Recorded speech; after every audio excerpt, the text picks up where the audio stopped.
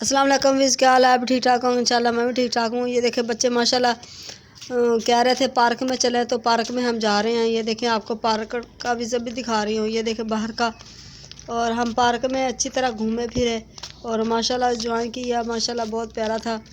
तो ये देखें माशाल्लाह आपको दिखा रहे हैं पानी भी। ये देखें हल्का हल्का पानी था नहर में। तो ये देख लें माशाल्लाह बहुत प्यारा है।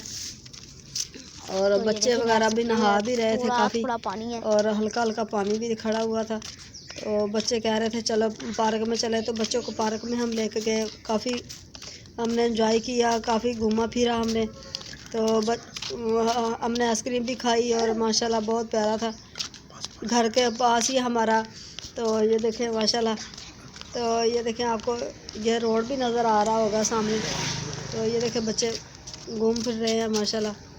तो आपने ज़्यादा से ज़्यादा मुझे लाइक करना है, शेयर करना है, सब्सक्राइब कर देना है। आपका बहुत बहुत शुक्रिया।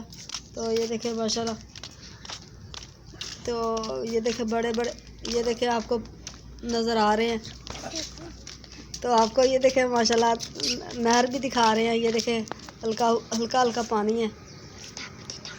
तो ये देखें माशाल्लाह बच्चे काफ़ी, ये देखें मोटरसाइकिल भी और मोटरसाइकिल भी जा रहा है। तो ये देखें साथ में, तो ये देखें औरतें भी जा रही हैं इधर पार्क में। ये देखें बच्चे भी अब जा रहे हैं।